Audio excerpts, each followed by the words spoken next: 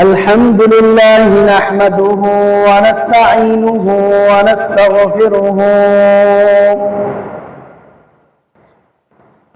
ونؤمن به ونتوكل عليه ونعوذ بالله من شرور أنفسنا ومن سيئات أعمالنا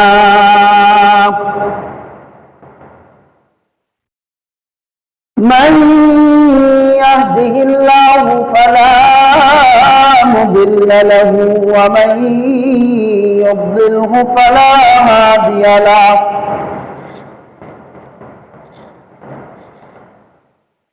ونشهد أن لا إله إلا الله وحده لا شريك له لا ضد له ولا ند له ولا مثل له ولا مثيل له ولا خالق له ولا مالك له ولا ابتداء له ولا انتهاء له ونشهد أن سيدنا وسندنا وحبيبنا وطبيب قلوبنا وطبيب أنفسنا وطبيب أجسامنا وحبيبنا وحبيب ربنا وحبيبنا في الدنيا والآخرة وصلى الله تعالى عليه وعلى آله وأصحابه وبارك وسلم تسليما كثيرا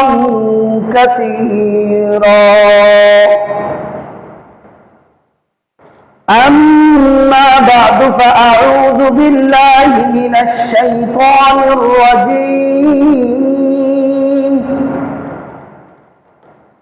بسم الله الرحمن الرحيم تبت يدا أبي لهب وتب ما أغنى عنه ماله وما كسب سيصلى نارا ذات لهب وامرأته حمالة الحطب في جيدها حبل من مسد صدق الله مولانا الكريم وصدق رسوله النبي العظيم ونحن على ذلك من الشاهدين والشاكرين والحمد لله رب العالمين سبحان الله وبحمده سبحان الله العظيم سبحانك لا علم لنا إلا ما علمتنا إنك أنت العليم الحكيم شرك عصيان وضلالت سے بچا کر اے کریم شرک عصیاں و ضلالت سے بچا کر اے کریم کر ہدایت مجھ کو آ گیا صراط مستقیم कर हिदायत मुझको आबरा सिराते मुस्तकीम पक्कर जुलूमात ऐसिया से इलाही दिल मेरा पक्कर जुलूमात ऐसिया से इलाही दिल मेरा कर मुनव्वर नूर इरफा से इलाही दिल मेरा कर मुनव्वर नूर इरफा से इलाही दिल मेरा। আলহামদুলিল্লাহ, আল্লাহ তাবারাকা ওয়া তাআলার অসংখ্য গুণে শুকর ও সুজুদ যে আল্লাহ পাক রব্বুল আলামিন আমাদেরকে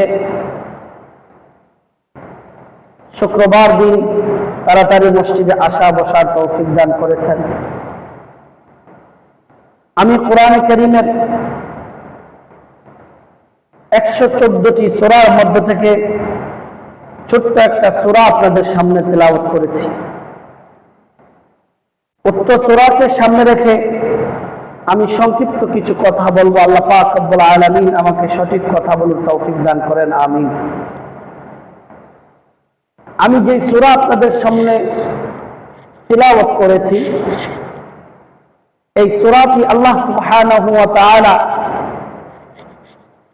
30 পারার শেষ কয়েকটা সূরার মধ্যতম অন্যতম একটা সূরা, যার নাম হচ্ছে লাহাব বা মাসাদ।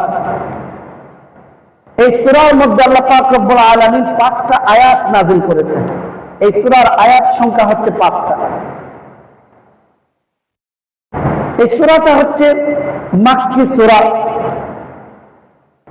আবার কোরআনে কারীমের মধ্যে মাদানী সূরাও আছে।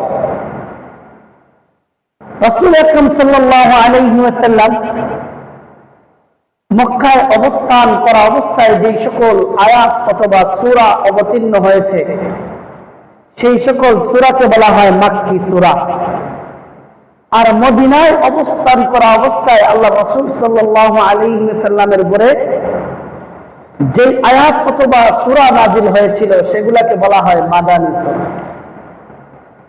আমি আপনাদের সম্মুখে যে ছোট সূরাটা তেলাওয়াত করেছি, এটা হচ্ছে সূরা মাক্কি সূরা।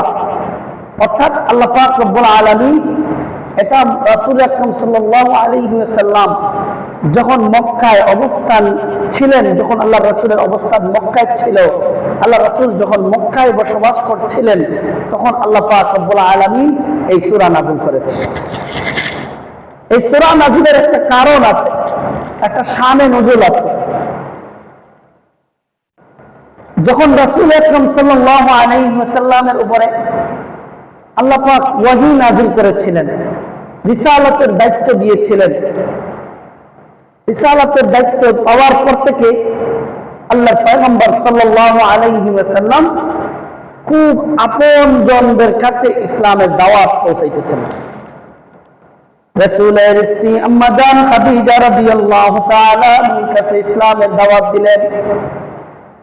নবীজি, তিনি যে নবী, তার উপরে যে রিসালাত আসছে, যে দায়িত্ব আসছে, কোরআনের আয়াতের দায়িত্ব, আল্লাহর পরিচয়ের দায়িত্ব, তিনি নবী হিসাবে দুনিয়াতে আগমন করেছেন, সেই দায়িত্ব আল্লাহ রাসূল সাল্লাল্লাহু আলাইহি ওয়াসাল্লাম আপন স্ত্রী খাদিজার কাছে পৌঁছাইলেন। তারপরে খুব আপনজন হযরতে আলী চাচাতো ভাইয়ের কাছে পৌঁছাইলেন। ছোটবেলার বন্ধু, আন্তরিক বন্ধু হযরতে আবু বকর রাদিয়াল্লাহু তাআলা আনহুর কাছে পৌঁছাইলেন। এইভাবে গুটি কয়েক সাহাবীদের কাছে আল্লাহর রাসূল সাল্লাল্লাহু আলাইহি ওয়াসাল্লাম গোপনে গোপনে দাওয়াত দিতেছিলেন। আল্লাহ পাক রব্বুল আলামিন হঠাৎ একদিন আয়াত নাযিল করলেন, ওয়া আনজির আশীরাতাকাল আকরাবিন, ওয়া আনজির আশীরাতাকাল আকরাবিন। নবী আমার, এতদিন আপনি আমার কোরআনের, আমার দ্বীনের দাওয়াত দিয়েছেন খুব আপনজনদের কাছে। এবার এই সময় শেষ, এই পাঠ শেষ হয়ে গিয়েছে। নবী আমার, এবার আপনি আপনার পাড়া প্রতিবেশী, আপনার পরিজন, আপনার আশপাশ, আপনার এলাকা, আপনার সমাজ, আপনার দেশের কাছে আমার ইসলামের দাওয়াত পৌঁছান।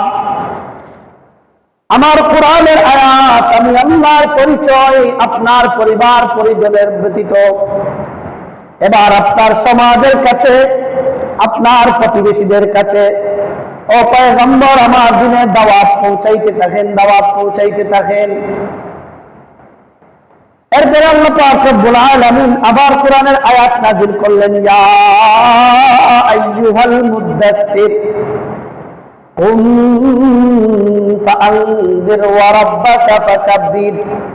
নবী আমার, দাঁড়ায়া যান, দয়া করে দাঁড়ায়া যান। কুম ফাআনযির, আপনি আমার গোলামদেরকে, আপনার পাড়া প্রতিবেশী, আপনার সমাজের আমার গোলামদেরকে, আমার বান্দাদেরকে আমার দ্বীনের দাওয়াত প্রচার করতে থাকেন। আমি আল্লাহ যে উদ্দেশ্যে আপনাকে দুনিয়াতে প্রেরণ করেছি, নবী আমার, এবার আপনি সেই দায়িত্ব পালনাতে আপনি এবার দাঁড়ান। আর আমার দ্বীনের দায়িত্ব, আমার দ্বীনের প্রচার প্রসারের দায়িত্ব নিয়ে আপনি আমার দ্বীনের প্রচার প্রসার করতে থাকেন। নবী তো নবী, পয়গম্বর তো পয়গম্বর। যেই দিন থেকে আল্লাহর পয়গম্বরের কাছে রিসালাতের দায়িত্ব দেওয়া হয়েছিল, তখন থেকে আল্লাহর রাসূল সাল্লাল্লাহু আলাইহি ওয়াসাল্লাম চিন্তায় পেরেশানি থাকতেন। কান রাসূলুল্লাহ সাল্লাল্লাহু আলাইহি ওয়াসাল্লাম হাযিনান, আল্লাহর রাসূল সাল্লাল্লাহু আলাইহি ওয়াসাল্লাম পেরেশানির মধ্যে থাকতেন। কিসের পেরেশানি? আমার পয়গম্বরের কিসের পেরেশানি ছিল? 10 তলা বাড়ি করবেন না, না, এরকম পেরেশানি ছিল না। মক্কার মানুষদের কি শাসন করবেন না, সেই পেরেশানিও ছিল না। বড় নেতা হবেন না, সেই শাসন, সেই লোকটাও আমার পয়গম্বরের ছিল না।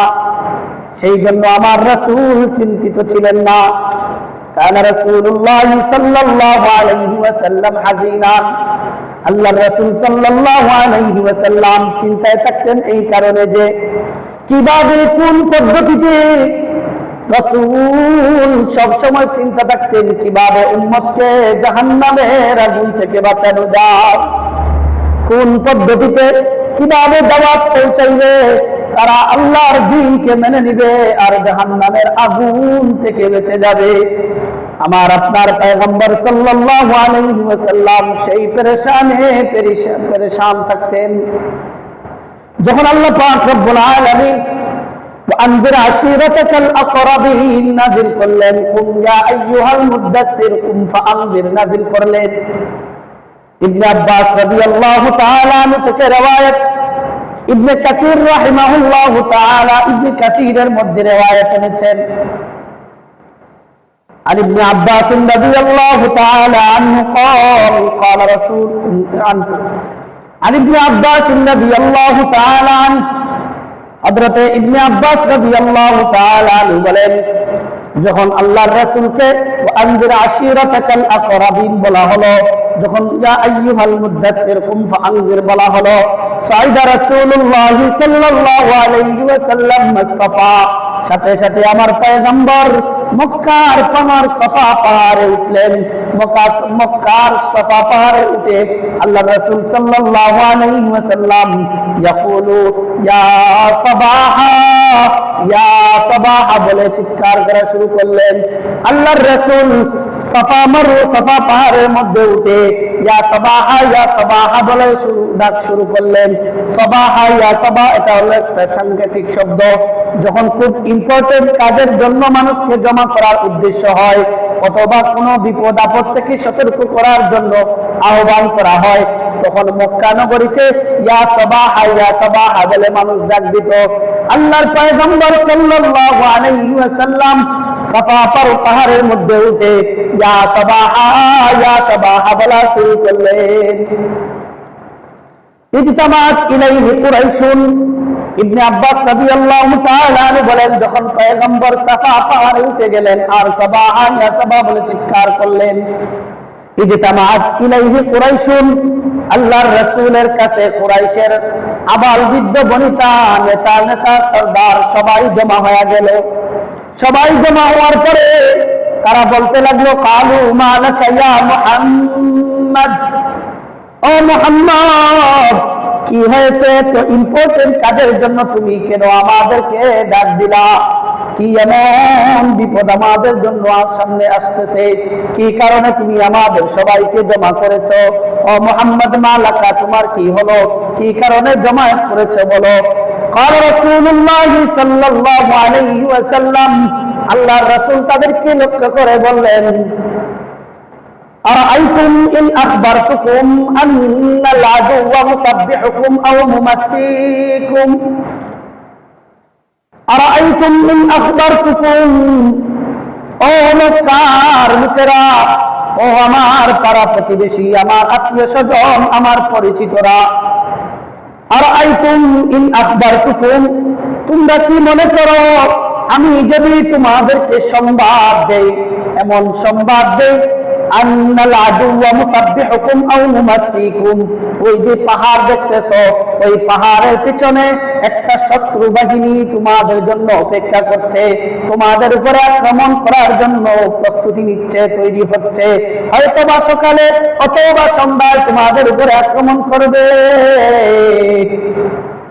আমা কুনতুম তুসাদ্দিকুনানি, আমা কুনতুম তুসাদ্দিকুনানি, ও আরবের লোকেরা, ও আমার পাড়া প্রতিবেশীরা, ও আমার পরিচিতরা, আমাকে উত্তর দাও, তাও আমি যদি এমন সংবাদ দেই, তাহলে আমা কুনতুম তুসাদ্দিকুনানি, তাহলে কি তোমরা আমাকে বিশ্বাস করবে, আমার এই সংবাদকে বিশ্বাস করবে? তারা একসাথে উচ্চারণ করে একসাথে উত্তর দেয়, কালু বালা, অবশ্যই অবশ্যই আমরা তোমাকে বিশ্বাস করি, আমরা তোমার এই খবরকে সত্যায়ন করি। অন্য এক riwayat-এর মধ্যে আসছে, তারা সকলেই বলতেছিল, হে মুহাম্মদ, আমরা তোমার ব্যাপারে কোনোদিন মিথ্যার অবকাশ রাখি না, তুমি যে মিথ্যা কথা বলবা এটার কোনোদিন তোমার ব্যাপারে সন্দিহান পোষণ করি না, আমাদের ব্যাপারে তোমার ব্যাপারে কোনো সন্দেহ নাই, আমাদের কাছে তোমার ব্যাপারে সন্দেহ নাই। তুমি যদি এরকম সংবাদ দাও যে ওই পাহাড়ের পিছনে আমাদেরকে আক্রমণ করার জন্য একটা দল তৈরি হচ্ছে, একটা শত্রু দল তৈরি হচ্ছে, অবশ্যই অবশ্যই আমরা তোমার কথাকে বিশ্বাস করব। আল্লাহর পয়গম্বর সাল্লাল্লাহু আলাইহি ওয়াসাল্লাম এবার বলেন, ও মক্কার লোকেরা, মনোযোগ দিয়ে শুনো, দিলের কান দিয়ে শুনো, আমি তোমাদেরকে সতর্ক করছি, ইন্নী নাযীরুল লাকুম বাইনা ইয়াদাই আযাবিন শাদীদ, ও মক্কার লোকেরা, আমি তোমাদেরকে সুস্পষ্টভাবে সতর্ক করছি, তোমরা যে লাতের ইবাদত করতেছো, তোমরা যে উজ্জার ইবাদত করতেছো, তোমরা যে মূর্তির ইবাদত করতেছো, তোমরা যে মারামারির মধ্যে আছো, তোমরা যে হানাহানির মধ্যে আছো, তোমরা যে ধর্মের উপরে আছো, সেই ধর্ম কারণ তোমার সেই ধর্মের অনুসরণ করার কারণে, সেই লাতের ইবাদতের কারণে, সেই উজ্জার ইবাদতের কারণে, সেই মূর্তিগুলোকে ইবাদত করার কারণে আমি তোমাদেরকে সতর্ক করছি, অচিরেই তোমাদের জন্য এক ভয়ঙ্কর শাস্তি অপেক্ষা করছে, এক ভয়ঙ্কর শাস্তি তোমাদের জন্য অপেক্ষা করছে। যখনই তোমরা চোখ বুঝেবা, যখনই তোমরা মারা যাইবা, যখনই তোমাদের মৃত্যু হয়ে যাবে, তোমাদের এই ধর্মকে অনুসরণ করার কারণে এক কঠিন শাস্তির মুখোমুখি তোমরা হইবা। অতএব আমি তোমাদের কেমন কঠিন শাস্তি দেখে সতর্ক করছি, এই সবগুলোকে ছেড়ে, এই সবগুলোকে ছেড়ে লা ইলাহা ইল্লাল্লাহু মুহাম্মাদুর রাসূলুল্লাহর ছায়া তলে চলে আসো, পতাকার নিচে চলে আসো। যদি আসো, দুনিয়াতে সফল কাম হইবা আর আখিরাতেও সফল কাম হইবা। আল্লাহ রাসূল সাল্লাল্লাহু আলাইহি ওয়াসাল্লাম যখন এই কথাগুলো বলতেছিলেন, শত শত মানুষ, মক্কার মানুষ ছিল, তাদের মধ্য থেকে আবু লাহাব, রাসূলের চাচা, কেমন প্রিয় চাচা, আহা কেমন মহব্বত করতেন।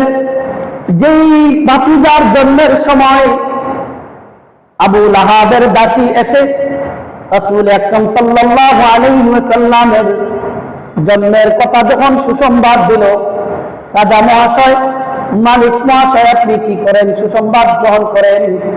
আপনার ভাই আব্দুল্লাহর ঘরে এক পূর্ণিমার চাঁদের নিয়ে একটা ফুটফুটে বাচ্চা জন্মগ্রহণ করেছে। এই কথা শুনে আবু লাহাব সাথে সাথে ওই দাসীকে আযাব করে দেয়। এমন এমন মহব্বতের বাতিজা যখন তাদেরকে বাঁচানোর জন্য, আখিরাতের শাস্তি থেকে বাঁচানোর জন্য ডাকলেন, তখন সাথে সাথে আবু লাহাব দাঁড়াইয়া বলে, তাব্বান লাকা ইয়া মুহাম্মদ আলিহাযা জামাতানা। ও মুহাম্মদ, তোমার ধ্বংস হোক, তোমার ধ্বংস হোক। এই জন্যই কি তুমি আমাদেরকে ডেকেছো? এই জন্যই কি তুমি আমাদেরকে এখানে একত্রিত করেছো? যখন এই কথাগুলো বলছে আল্লাহ পাকের আর সহ্য হয় নাই। কারণ আবু লাহাবের উপরে আল্লাহ রাব্বুল আলামিন আগে থেকেই খেপা, আগে থেকেই আল্লাহর রাসূলকে দাওয়াতের কাজে ব্যাঘাত সৃষ্টি করে আসছিল। রাবিয়া একজন হাদিসের রাবী, তিনি বলেন, তিনি বর্ণনা করেন, যখন আমার এখনো মনে আছে, রাবিয়া বলেন, আমার এখনো মনে আছে, আমি এখন সবে মাত্র বালেগ হওয়ার কাছাকাছি বা বালেগ হয়ে গিয়েছি। রাআইতুন নবিয়্য সাল্লাল্লাহু আলাইহি ওয়াসাল্লাম ফিল জাহিলিয়্যাতি ফি সুকি যিল মাজাজ। রাবিয়া বলেন, আবু লাহাব রাসূলুল্লাহ সাল্লাল্লাহু আলাইহি ওয়াসাল্লামকে কি পরিমাণ কষ্ট দিয়েছে, কি পরিমাণ আপন বাতিজাকে কষ্ট দিয়েছে। রাবিয়া বলেন, আমি জাহিলি যুগে তখন ইসলাম গ্রহণ করি নাই। আমি যুল মাজাজ বাজারে পয়গম্বর সাল্লাল্লাহু আলাইহি ওয়াসাল্লামকে দেখেছি।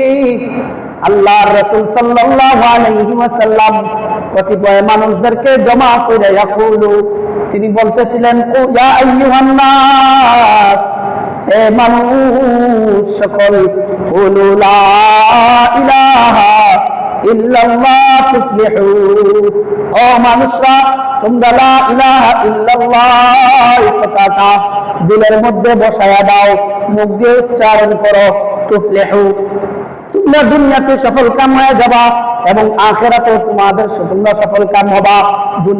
দুনিয়াতেও তোমাদের কোনো টেনশন থাকবে না, আর আখিরাতেও তোমার কোনো টেনশন থাকবে না। যখন মৃত্যুবরণ করবে তখনও তোমার কোনো টেনশন থাকবে না। যখন তোমাদেরকে আল্লাহ রাব্বুল আলামিন বিচারের জন্য উঠাবেন তখনও তোমাদের কোনো টেনশন থাকবে না। যখন তোমাদেরকে মিজানের সামনে দাঁড় করানো হবে তখনও তোমাদের কোনো টেনশন থাকবে না। যখন আমলনামা পরিমাপ করা হবে তখনও কোনো টেনশন থাকবে না। যখন কিয়ামতের মাঠ কায়েম করা হবে তখনও তোমাদের কোনো টেনশন থাকবে না। আল্লাহর রাসূল সাল্লাল্লাহু আলাইহি ওয়াসাল্লাম এই কথাগুলো বলতেছিলেন, মানুষদেরকে এই কথাগুলো বলতেছিলেন। ফাস্তামাত ইলাইহি কুরাইশুন, আর এই দাওয়াতের কথাগুলো শুনে কুরাইশের লোকেরা তার চতুর্পার্শ্বে আয়েশা জমা হয়ে এই কথাগুলো শুনতেছিল। ওই সময় আমি দেখলাম তাওয়াল্লাহু রাজুলুন, একজন ব্যক্তি আল্লাহর রাসূল সাল্লাল্লাহু আলাইহি ওয়াসাল্লামকে অনুসরণ করতেছে। আল্লাহর রাসূল যেখানেই যাইতেছেন সেখানেই সে যাইতেছে, যেখানে আল্লাহর রাসূল দ্বীনের দাওয়াত দিচ্ছেন সেও সেখানে যাইতেছে। আল্লাহর রাসূল যখনই বলতেছেন কুলু লা ইলাহা ইল্লাল্লাহ তুফলিহু, সাথে সাথে ওই আবু লাহাব ওই ব্যক্তি বলতেছে, হে আরবের লোকেরা, এই ব্যক্তিকে বিশ্বাস করো না, সে মিথ্যা কথা বলতেছে। তার উদ্দেশ্য হলো তোমাদের বাপ-দাদার যে ধর্মের উপরে তোমরা আছো, তোমরা যে লাতের ইবাদত করতেছো, তোমরা যে উজ্জার ইবাদত করতেছো, তোমরা যে দ্বীনের ইবাদত করতেছো, তোমরা যে ধর্মের উপরে আছো, সেই ব্যক্তি তোমাদের ধর্ম থেকে বিভ্রান্ত করার জন্য, সেই ব্যক্তি তোমাদের বাবা দাদার ধর্ম থেকে সরানোর জন্য মিথ্যা কথা বলতেছে। সেই ব্যক্তি পাগল। খবরদার মক্কাবাসী, এই ব্যক্তির কথাগুলোকে মেনে নিও না। রাবিয়া বলেন, আমি যখন এই অবস্থা দেখলাম, লোকটা যেদিকে যায় আর ওই ব্যক্তিটাও পিছনে পিছনে যায়, ওই লোকটা যেদিকে যায় ওই ব্যক্তিটাও পিছনে পিছনে যায়। আমি একজনকে জিজ্ঞাসা করলাম, ফাসআলতু আনহু, আমি পিছনে যেই ব্যক্তি তার সম্পর্কে জিজ্ঞাসা করলাম, ওই ব্যক্তিটাকে। লোকেরা আমাকে উত্তর দিল, ইন্নাহু আন্নুহু আবু লাহাব। তারা উত্তর দিল, সে তার বাতিজা, সে তার চাচা আবু লাহাব ভাতিজা দ্বীনের দাওয়াত দিচ্ছে, আর চাচা তার জন্য পিছন থেকে তাকে কষ্ট দিয়ে যাচ্ছে। এত বেশি কষ্ট দিয়েছে আবু লাহাব। হাদিসের ভিতরে আসছে আল্লাহর রাসূল সাল্লাল্লাহু আলাইহি ওয়াসাল্লাম যখন ইসলামের দাওয়াত দিতেন আবু লাহাব, তখন রাসূল আকরাম সাল্লাল্লাহু আলাইহি ওয়াসাল্লামকে পাথর নিক্ষেপ করত, পাথর নিক্ষেপ করত। এজন্য আল্লাহ সুবহানাহু ওয়া তাআলা আগে থেকেই আবু লাহাবের উপরে ক্ষেপা। এজন্য যখন এই সময়ে আল্লাহর রাসূল যখন দাওয়াত দিলেন, আর সে রাসূলের উপরে যখন সে বলল, হে মুহাম্মদ তুমি ধ্বংস হয়ে যাও, আল্লাহ এটা এতই অপছন্দ হয়েছে, এতই অপছন্দ হয়েছে। এবার আল্লাহ সুবহানাহু ওয়া তাআলা আর বরদাস্ত হয় নাই। আল্লাহ তাবারাকা ওয়া তাআলা এই সূরা মাসাদ, সূরা লাহাব নাযিল করলেন, আর ঘোষণা করলেন, ও পয়গম্বর আপনি কষ্ট মনে নিয়েন না, আপনার কথা বলতেছে আপনি ধ্বংস হোক। আমি আল্লাহ ঘোষণা করে দিলাম কিয়ামত পর্যন্ত যত মানুষ আসবে তার বংশের খবর তারা জানবে। আল্লাহ পাক রব্বুল আলামিন বলেন, তাব্বাত ইয়াদা আবি লাহাব, ওই আবু লাহাব ধ্বংস হয়ে যাক। এ দুনিয়ার মানুষ, আমার পয়গম্বরকে বলছে আমার পয়গম্বর ধ্বংস হোক, তোমরা সাক্ষী থাকো আমি আল্লাহ ঘোষণা করে দিলাম, তাব্বাত ইয়াদা আবি লাহাব, তাব্বাত ইয়াদা আবি লাহাব ওয়া তাব, আবু লাহাব ধ্বংস হয়ে যাক, আবু লাহাবের দুই হাত ধ্বংস হয়ে যাক। আবু লাহাবের দুই হাত ধ্বংস হয়ে গিয়েছে, শুধু তার দুইটা হাত ধ্বংস হয়েছে এরকম না, ওয়া তাব্বা, সে নিজেও ধ্বংস হয়ে গিয়েছে। আল্লাহ পাক আয়াত নাযিল করেন। ইবনে কাসীরের মধ্যে আছে আল্লাহ সুবহানাহু ওয়া তাআলা আবু লাহাবকে তার হাতের কথা উল্লেখ করলেন কেন? তার তো দুইটা চোখ ছিল, তার নাক ছিল, তার দুইটা কান ছিল, দুইটা পা ছিল, মাথা ছিল, ব্রেন ছিল, একটা সুন্দর বডি ছিল। আল্লাহ সুবহানাহু ওয়া তাআলা তাব্বাত ইয়াদা আবি লাহাব কেন বললেন? তার দুইটা হাত ধ্বংস হয়ে যাক, এই কথা কেন বললেন? মুফাসসিরিন কিরামগণ বলেন, আল্লাহ তাবারাকা ওয়া তাআলা যখন হযরত রাসূল আকরাম সাল্লাল্লাহু আলাইহি ওয়াসাল্লাম দ্বীনের দাওয়াত দিছিলেন, আর যখন বলতেছিলেন, হে আরব জাতি আল্লাহকে মেনে নাও, আল্লাহকে মেনে নাও, এই কথা শোনার পরে আবু লাহাব রাগান্বিত হইয়া আল্লাহর রাসূলের দিকে দুই হাত দিয়া কঙ্কর নিক্ষেপ করেছিল, পাথর মেরেছিল। এই জন্য আল্লাহ সুবহানাহু ওয়া তাআলা বলেন, যে হাত দিয়ে আমার পয়গম্বরকে তুমি ধ্বংস করে যে পাথর মেরেছো, আল্লাহ রাব্বুল আলামিন বলেন, হে আবু লাহাব, যেই পাথর দিয়ে তুমি আমার পয়গম্বরকে, যে হাত দিয়ে তুমি পাথর নিক্ষেপ করেছো, আমি আল্লাহ তোমার সেই হাতকে ধ্বংস করে দিলাম। আরেক riwayat-এর মধ্যে আছে, ইয়াদা তাব্বাত ইয়াদা আবি লাহাব, আবু লাহাবের হাত ধ্বংস হয়ে যাক। এর দ্বারা উদ্দেশ্য হলো আবু লাহাবের দুনিয়াও ধ্বংস হয়ে গেছে এবং আখিরাতও ধ্বংস হয়ে গেছে। কিভাবে সে ধ্বংস হয়েছে?